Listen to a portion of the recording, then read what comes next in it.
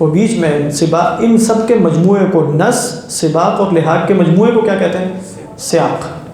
تو سیاق میں صرف ما قبل نہیں ہوتا، ما بعد بھی ہو سکتا ہے۔ اس لیے یہاں علماء نے فَانْكِحُوا مَا طَابَ لَكُم مِّنَ النِّسَاء میں کہ یہاں سوق لِإِرَادَةِ التعدد ہے، یعنی یہ بتانے کے لیے کہ تعدد کا کیا حکم ہے، اس میں دلیل ما بعد سے بھی دی ہے۔ وہ ما بعد کیا ہے؟ فَإِنْ خِفْتُمْ أَلَّا تَعْدِلُوا فَوَاحِدَةً۔ تو یہ بیان اس بات کا چل رہا تھا، اللہ تعدلوا، وہ تو بعد میں پتہ چلے گا نا، پہلے کیسے پتہ چلے گا؟ گمان غالب آپ کی مالی کنڈیشن بتا سکتی ہے، آپ کو آپ کی مصروفیات بتا سکتی ہیں کہ آپ دونوں کو ایک وقت دے سکیں گے نہیں دے سکیں گے، آپ جو ہیں وہ دونوں پر ایک جیسا غالب تو اچھا رکھنا چاہیے نا۔ نہیں، وہ گمان غالب کا مطلب یہ تو نہیں کہ اگر آپ کے بینک میں 1 لاکھ روپے تو آپ نے اچھا گمان رکھتا ہوں کہ 15 ہوں گے، یہ تو نہیں ہو سکتا نا، آپ نے تو اسی کے مطابق غور و فکر کرنا، یعنی آپ نے دیکھنا ہے آپ خرچ کر سکتے ہیں کہ نہیں، دونوں پر ایک جیسا، آپ دونوں کو ایک جیسا ٹائم آپ کہیں کہ بالکل مجھے تو نظر آ رہا ہے کہ ممکن ہے یہ ٹھیک، پھر آپ کو خوف نہیں، بات ہے۔ مفسر جی وہ حضر یہ ہے کہ پھر بھی اجازت نہیں مل رہی، توکل بھی کوئی چیز ہوتی ہے؟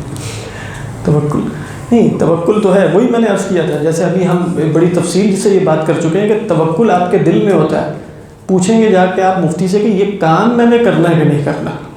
اب آپ یہ نہیں کہیں گے کہ میرے پاس تو کچھ بھی نہیں ہے لیکن میں بس توکل میں تیسری شادی دوسری چوتھی سب کر دوں گا، نہیں، وہ فقیہ آپ سے کہے گا نہیں آپ کے لیے جائز ہی نہیں۔ تو کرنا یا نہ کرنا یہ آپ مفتی سے پوچھیں گے۔ توکل کا معاملہ کس چیز سے تعلق رکھتا ہے؟ وہ تو دل سے تعلق رکھتا ہے۔ بات ہے مفسر دیکھیں، اب مفسر کی کوئی صاحب مجھے تعریف بتا دیں، کیونکہ ہم دیکھ چکے ہیں کہ مفسر کیا ہوتا ہے، ظاہر کی تعریف اور نص کی پوری تعریف کرنے کے بعد آپ آگے کچھ لگائیں گے، آپ کہیں گے مع عدم الاحتمال، یعنی مع عدم احتمال التخصیص والتأویل مع احتمال النصب، یعنی آپ کہیں گے اس میں ابھی سوق نہ لائیں، کیونکہ کچھ علماء یہ کہتے ہیں کہ ظاہر مفسر بھی ہو سکتا ہے، یعنی ظاہر سے ڈائریکٹ چھلانگ مفسر تک بھی جا سکتے ہیں، ہو سکتا ہے وہ کلام اس مقصد کے لیے نہ لایا گیا ہو لیکن اس میں تعویل تخصیص کا احتمال ختم ہو جائے تو پھر وہ مفسر بن جائے گا۔ اب وہ کیا تعریف آپ کریں گے؟ ما ظہر المراد للسامع، یہی تھا بالصیغۃ مع عدم احتمال التأویل والتخصیص مع احتمال النسخ۔ متکلم کی مراد ظاہر ہو جائے سامع کے لیے لفظ سے، یہ لفظ کی قید ہر جگہ موجود ہے کیونکہ یہ ظاہر ہے، اس میں تعویل کا احتمال نہ ہو، تخصیص کا بھی احتمال نہ ہو، اگرچہ احتمال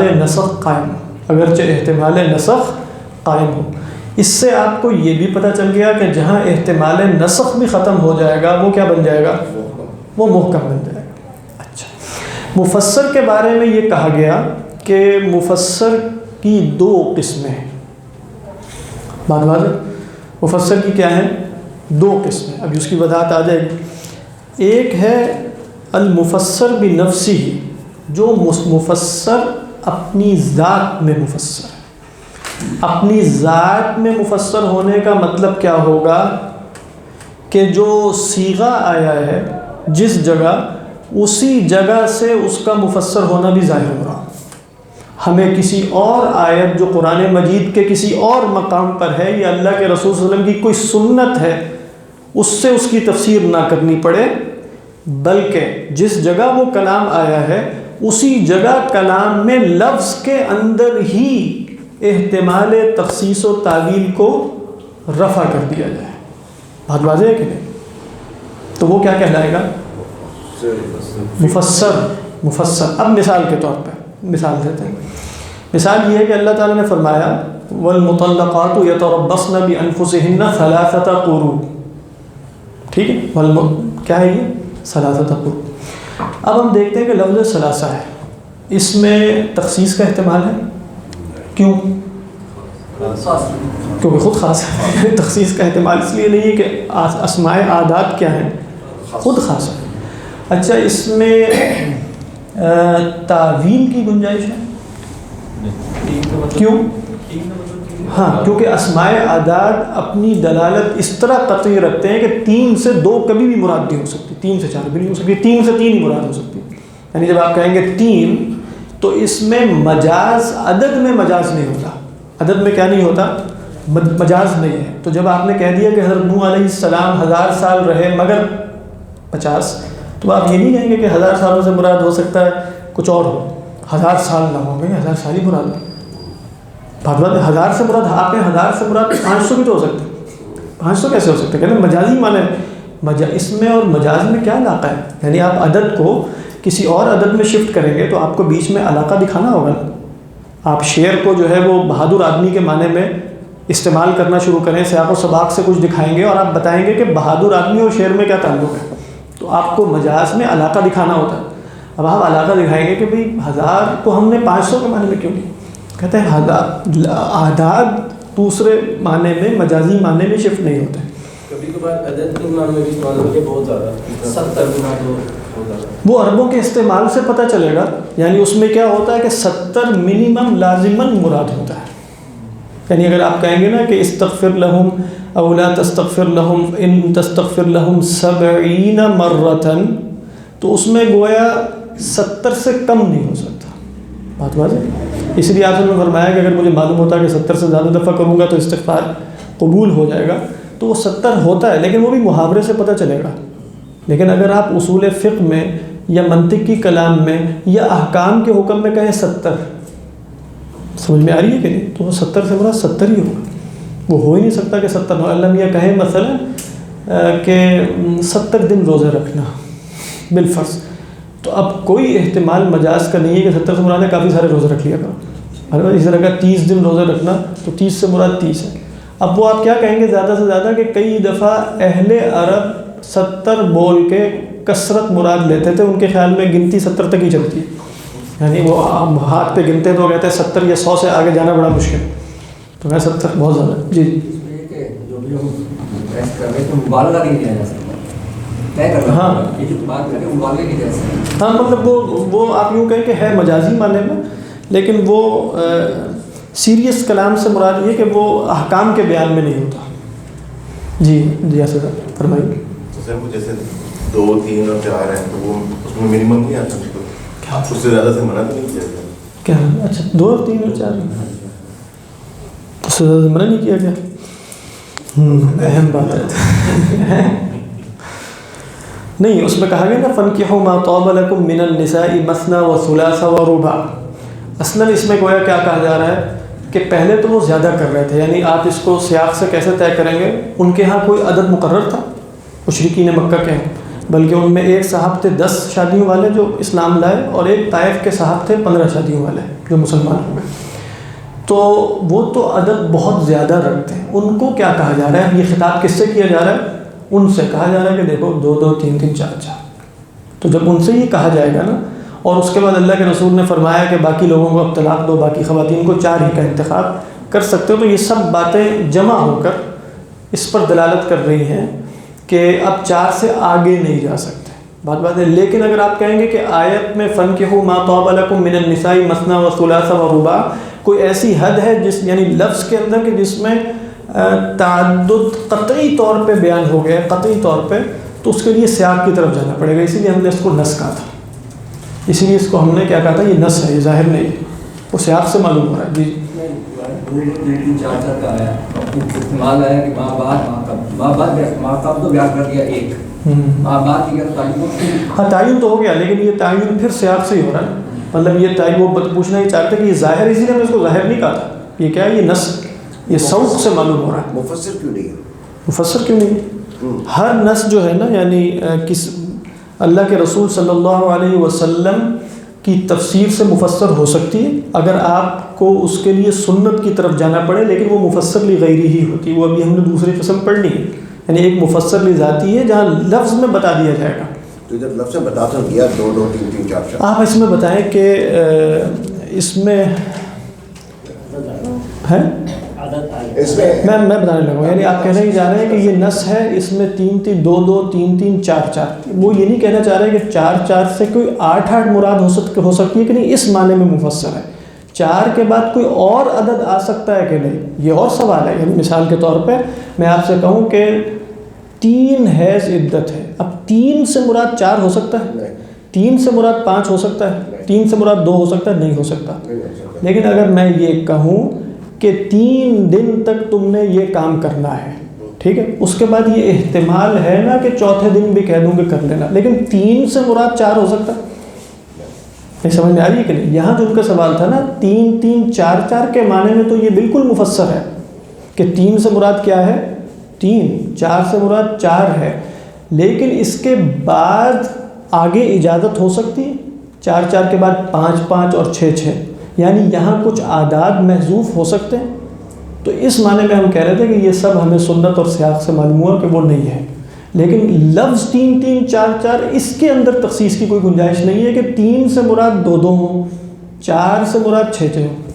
اگر کوئی یہ کہے گا تو ہم کہیں گے کہ بھئی جو عدد ہے اس کے اندر تخصیص کی کوئی گنجائش نہیں. میں یہی تو کہہ رہا ہوں، یہ عدد آ گئے نا، اس میں تخصیص نہیں آئی 2 2 3 3 4 4، تو اس کو ہم نص کیوں کہتے ہیں، مفسر کیوں نہیں؟ عدد مفسر ہے، لیکن یہ کلام کس مقصد کے لیے آپ کہنا چاہ رہے ہیں کہ یہ اس کو مفسر مان لیں؟ ہاں 3 3 4 4 کو مفسر مان لیں، کوئی حرج نہیں. یعنی اگر آپ کہنا ہی چاہ رہے ہیں کہ بھائی فن کی ہوں ماطاب لکم من النساء میں 3 3 4 4 عدد اس کے اندر احتمال کسی شے کا نہیں ہے، یہ مفسر ہے، بالکل ٹھیک بات. اگر اسی کی بیس پہ اپنے کلام کی تو ابھی تو ہم یہی کلام کو بھی مفسر اس کو یوں کہیں، یہی تو میں نے آپ کو بتایا تھا، یہ تقسیم اعتباری ہے کہ حقیقی اعتباری ہے. تو ایک کلام بیک وقت مفسر اور پھر ساتھ نص ہو سکتا ہے کہ نہیں، کیونکہ اس کے اندر سوق بھی پایا جاتا. ابھی میں نے جو شروع میں بات کی تھی وہ اسی مقصد کے لیے کی تھی کہ آپ اس کو تقسیم حقیقی نہ سمجھیں کہ اگر کوئی کلام نص ہے تو وہ مفسر نہیں ہو سکتا، یا مفسر ہے تو نص نہیں ہو سکتا. ہاں یہ کچھ کہ ہاں ممکن ہے کہ مفسر ہو اور نص نہ ہو بلکہ صرف ظاہر ہو، لیکن یہ ممکن ہے کہ وہ نص اپنے سوق کے اعتبار سے ہو، عدم تخصیص و تعویل کے اعتبار سے مفسر ہو چکا.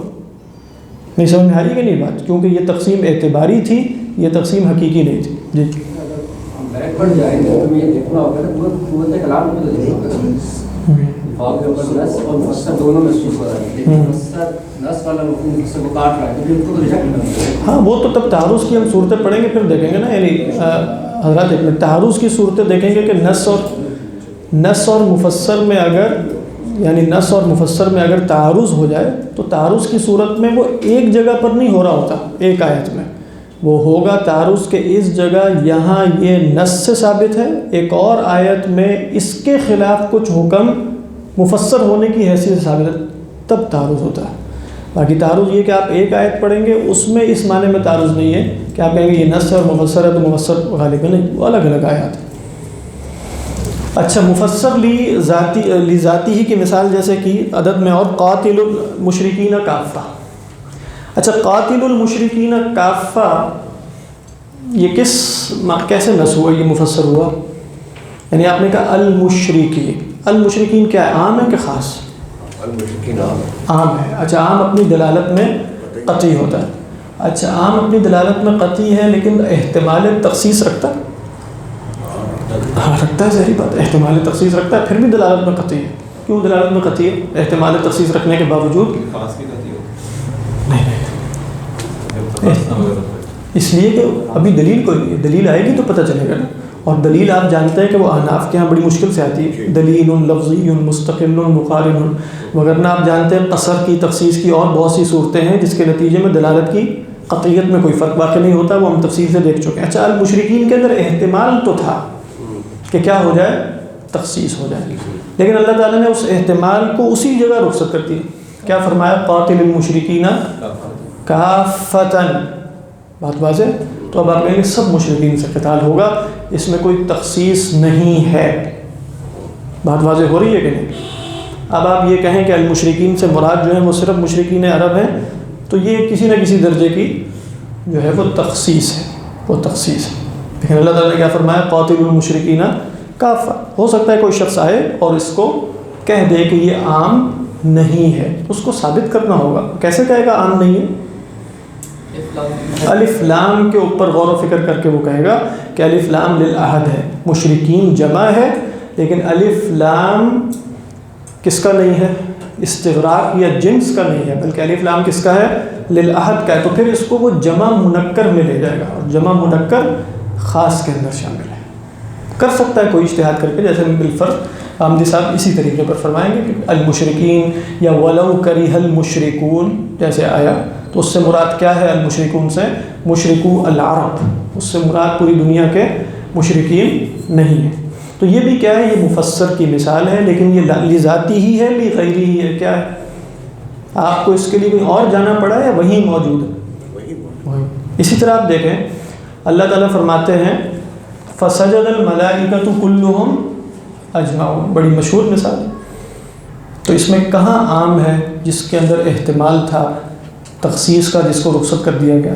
فسجد الملائکہ، تو الملائکہ سب فرشتوں نے کیا، لیکن احتمال ہے نا کہ کچھ نے نہ کیا، پھر کیا کہا؟ کلہم۔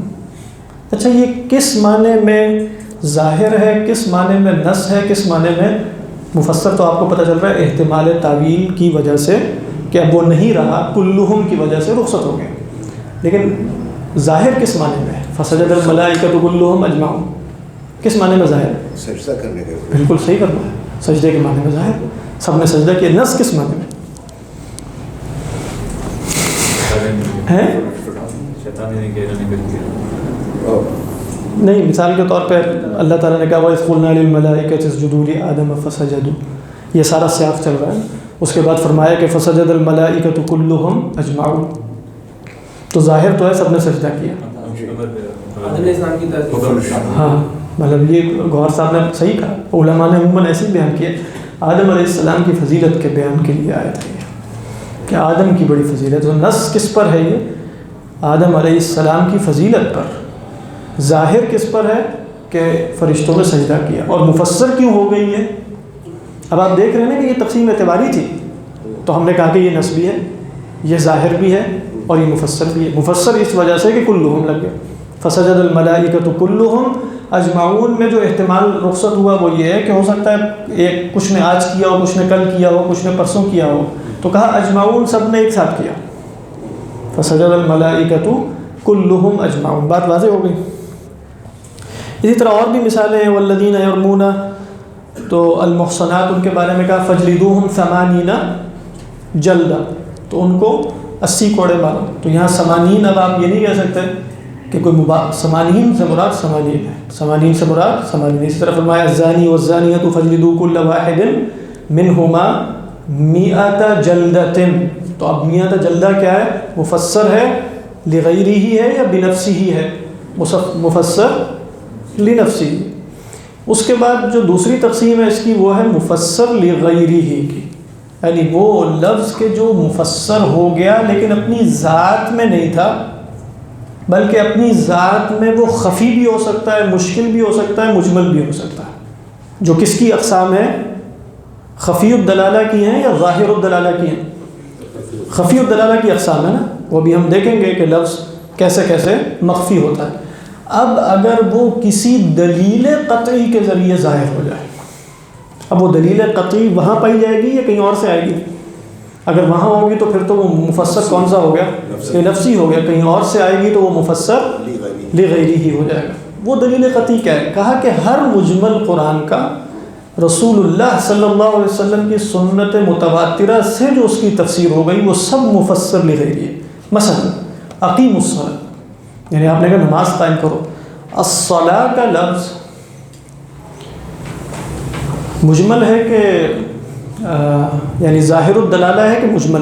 الصلاۃ کے لغت میں بہت سے معنی، سمجھ میں آ رہی کہ نہیں؟ اس کے اندر یہ بھی احتمال ہے، یہ بھی اللہ میں کہہ رہے ہیں نماز قائم کرو، زکوٰۃ قائم کرو، کہ معاشرہ قائم کرو، کہ کسی کو جلانا مراد ہے، صلاۃ کا مطلب جلانا بھی ہوتا ہے، وغیرہ وغیرہ۔ اب الصلاۃ کے لفظ کے اندر جو اجمال پایا جاتا ہے وہ مجمل ہے، وہ مفسر ہو چکا ہے کہ نہیں؟ وہ کیسے مفسر ہوا؟ وہ اللہ کے رسول صلی اللہ علیہ وسلم کی سنت متواترہ سے معلوم من الدین بالضرورت۔ تو اب آپ کیا کہیں گے؟ اقیم الصلاۃ مفسر ہے کہ نہیں؟ محکم ہے کہ نہیں؟ ہاں محکم بھی ہے۔ وہ کیوں؟ ہاں اس لیے یہ محکم لی ذاتی نہیں، جو آپ نے پچھلی دفعہ پوچھا تھا نا کہ آپ کا سوال بڑا منطقی تھا کہ بھئی ہر مفسر اللہ کے رسول صلی اللہ علیہ وسلم کے دنیا سے رخصت ہو جانے کے بعد تو محکم ہے، تو آپ مفسر کو بس مفسر کیوں کہہ رہے ہیں؟ محکم کا ہے۔ لیکن بالفرض اقیم الصلاۃ، اس کے اندر کوئی عقلی استحالہ ہے کہ اللہ کا نماز نہیں پڑھنی؟ وہ بالکل ممکن تھا کہ رسول اللہ صلی اللہ علیہ وسلم کی زندگی میں بالفرض اس کو منسوخ بھی تو کیا جا سکتا ہے نا. ہاں لیکن اصل محکم وہ ہے جو اس زمانے میں بھی قابل منسوخ نہیں ہے، اس کے اندر نسخ کا احتمال ہی نہیں ہوتا، وہ اصل میں محکم ہے. وہ محکم کہ جو رسول اللہ صلی اللہ علیہ وسلم کی دنیا سے رخصتی کے بعد محکم ہو گیا، وہ محکم لذاتی ہی نہیں ہے. فتویٰ وہ کیا ہے؟ محکم لغیرہ. محکم لذاتی ہی وہ ہے کہ جس کو آپ منسوخ مانیں تو نہ عقل رہے نہ شرع رہے، نہ عقل رہے نہ شرع رہے. یعنی آپ کہیں ان اللہ بکل شیء علیم، آپ کہیں اس میں بالفرض جو ہے وہ نسخ ہو سکتا ہے، تو پھر نہ عقل رہے گی نہ شرع رہے گی. لا الہ الا اللہ آپ کہیں کہ زمانہ رسالت میں اس میں کوئی نسخ کر لیا جائے، ممکن نہیں ہے. بات واضح ہے کہ نہیں. تو محکمات چاہے وہ عقلی ہوں یا محمد الرسول اللہ اللہ کے رسول ہیں، یا اللہ کے رسول صلی اللہ علیہ وسلم جو دعوت لے کر آئے ہیں جس پر آپ کی بنا قائم ہے، وہ مثلا کچھ عقلی مقدمات ہیں، وہ معجزہ ہے، وہ قرآن کا اللہ کا کلام ہونا ہے، یہ وہ چیزیں ہیں محکمات میں داخل ہیں جس میں نسخ انسانی عقل تصور ہی نہیں کر سکتی کہ وہ منسوخ کرے کہ کہا لئی سکم مثلی شیء منسوخ ہو گیا. اکثر ایسی چیزیں خبریں ہوتی ہیں، اس لیے آپ جانتے ہیں کہ خبر میں نسخ آ سکتا ہے. خدا کی خبر میں نسخ آ سکتا ہے؟ خدا کی خبر میں نسخ آ سکتا ہے؟ نہیں. کیوں؟ کیونکہ وہ خبر صادق ہوتی ہے. آئیڈیا تو منسوخ خدا نہیں رہے گا نا، خدا کی خبر. سر نسخ تو خدا کی خبر کی بات کر رہا ہوں، حکم کی بات نہیں کر رہا. خدا کی خبر میں نسخ نہیں آ سکتا، کسی بھی صورت میں نسخ وارد نہیں ہو سکتا ہے. ہاں اس کا تعلق جو ہے وہ اللہ کے علم سے، ورنہ وہاں تو جہالت لازم آ جائے گی یا کوئی صفت نقص لازم آ جائے گی. تو نسخ کس میں ہوتا ہے؟ احکام میں. اصلاً جو خبریں ہیں وہ محکمات میں سے ہوگی کہ نہیں؟ اس میں نسخ کا احتمال ہو سکتا ہے؟ ہو ہی نہیں سکتا. تو جتنی خبریں اللہ نے دے دی، لا الہ الا اللہ خبر ہے، انا ارسلنا نوحا خبر ہے، اذ قال ربک للملائکۃ انی جاعل فی الارض خلیفہ. تو نسخ کا احتمال اخبار میں نہیں ہے. باقی منطق میں جو آپ خبر کی تعریف پڑھتے ہیں کہ ما یحتمل الصدق او الکذب، تو وہ ہے لی ذاتی. یہ فرق پیش نظر رکھیے گا کہ منطق میں تعریف ہے خبر وہ ہے جو کذب اور صدق کا احتمال رکھے. احتمال رکھے لی ذاتی ہی. لی ذاتی ہی کا مطلب یہ قطع نظر کے بولنے والا کون ہے، متکلم کون ہے. بات واضح ہے. تو ہم نے جب کہا کہ خدا کی خبر میں جھوٹ نہیں ہو سکتا، تو وہ خبر کی ماہیت کی وجہ سے کہا کہ خدا کی خبر ہونے کی وجہ سے کہا، خدا کی خبر ہونے کی وجہ سے کہا. تو اب خدا کی خبر جھوٹی نہیں ہو سکتی، اگرچہ خبر فی نفسی ہی جھوٹی بھی ہو سکتی ہے، سچی بھی ہو سکتی ہے. تو خبر کی تعریف یہاں ہوئی ہے، لیکن یہاں متکلم کی وجہ سے. تو کہنے کا مقصد کیا ہے؟ ہر مجمل مفسر ہو جائے گا لی غیرہ. اب مثلا زکوٰۃ کا مقدار کتنی ہے، نصاب کتنا، یہ سب چیزیں مجملات میں سے شامل ہیں، مجملات میں ہے نا. تو اللہ کے رسول صلی اللہ علیہ وسلم کی سنت متواترہ سے تفسیر ہو گئی. بات واضح. قرآن مجید نے کہا کہ ربا نہ کھاؤ، قرآن نے تو کہہ دیا، لیکن ربا کے بارے میں ساری تفصیلات تو بیان نہیں کی. اس کا اجمال کیسے رخصت ہوا؟ اگرچہ کچھ اجمال بعد میں بھی رہا کہ وہ علت متعدی ہوگی یا نہیں ہوگی، لیکن وہ ایک اور مبحث ہے. وہ اجمال کیسے رخصت ہوا؟ وہ نبی اکرم صلی اللہ علیہ وسلم. تو ربا مجمل لفظ ہے، لیکن اب وہ مفسر لغیری ہے. سود، زکوٰۃ، صلاۃ، سیام، یہ سب چیزیں کس میں شامل ہیں؟ تو یہ ہے. اس کے بعد ٹائم ختم ہو گیا، لیکن محکم آپ کو سمجھ میں آ چکا ہے. محکم کیا ہے؟ اگلی مبحث میں انشاءاللہ ہم اس کو ختم کر دیں گے تعارض کی صورتیں دیکھ کے کہ کن کن چیزوں میں نص اور ظاہر میں تعارض کیسے ہو سکتا ہے، نص اور محکم میں کیسے تعارض ہو سکتا ہے، یہ مثالیں دیں گے. لیکن اب محکم سن لیجیے. محکم آپ جانتے ہیں، کوئی ساتھ تعریف بیان کر دیں اس کی کہ محکم کیا ہوگا؟ نہ تعویل ہوگی، نہ اس میں تخصیص ہوگی، نہ اس میں نسخ. یعنی جو مراد ظاہر ہو جائے سیدھے سے سامنے کے لیے، نہ تعویل کا احتمال ہو، نہ تخصیص کا ہو، نہ نسخ کا ہو، تو وہ کیا ہے؟ وہ محکم ہے. بات واضح. هو الذی انزل علیک الکتاب منہ آیات محکمات. تو اس میں کوئی احتمال نہیں ہوتا متشابہات کو یا ایسی آیات کو کہ جن میں تعویل اور تخصیص ہو سکتی ہے، ان کو کن آیات کی روشنی میں پڑھا جائے گا؟ یعنی مثال کے طور پہ آپ کہیں، وہ ہم نے پچھلی دفعہ دیکھ لیا تھا، لیکن استوا علی العرش مثلا اس میں احتمالات ہیں نا لغت کے اعتبار سے، اور میں نے بتا دیا تھا کہ وہ ظاہر بھی نہیں ہے معنی، وہ تو اپنے وسیع معنی کے اعتبار سے ظاہر ہے. تو اب آپ نے اس کو کسی محکم کی روشنی میں سمجھنا ہے. وہ محکم کیا ہے؟ وہ لیس کمثلہ شیء. تو محکم وہ ہے جس میں نہ تخصیص ہے نہ تعبیل ہے. ان اللہ بکل شیء علیم آپ کہیں، اخبار جتنی بھی اللہ تعالیٰ نے بتا دی ہیں جس کو نہ ماننے کے نتیجے میں عقل و شرع کی بنا رخصت ہو جائے، وہ محکمات ہے. اور محکم لغیری ہی کیا ہوگا پھر؟ جس میں نسخ کا احتمال کیوں ختم ہوا؟ ہاں اس لیے نہیں کہ اس سے کچھ استحالہ لازم آتا ہے، بلکہ اس لیے کہ رسول اکرم صلی اللہ علیہ وسلم دنیا سے تشریف لے جا چکے ہیں. تو ہر وہ مفسر محکم ہو جائے گا. بات واضح ہے کہ نہیں؟ کہ جس کو اللہ کے رسول صلی اللہ علیہ وسلم نے بغیر نسخ کے چھوڑ دیا. تو اب وہ صلاۃ ہے مثلا، وہ محکم ہے یا اب مفسر لغیری ہی ہے؟ اب محکم لذاتی ہے لغیری؟ ہاں لغیری. ٹھیک، تو انشاءاللہ اگلی دفعہ اس کے تعارض کی صورتیں پڑھ لیں گے اللہ نے چاہا. آپ نے اس کی جو تقسیم ظاہر میں بتایا تھا کہ ایک تو اس سے مراد جو ظاہر ہو سامع کے لیے، لیکن اس میں متکلم کا نہیں بتایا تھا.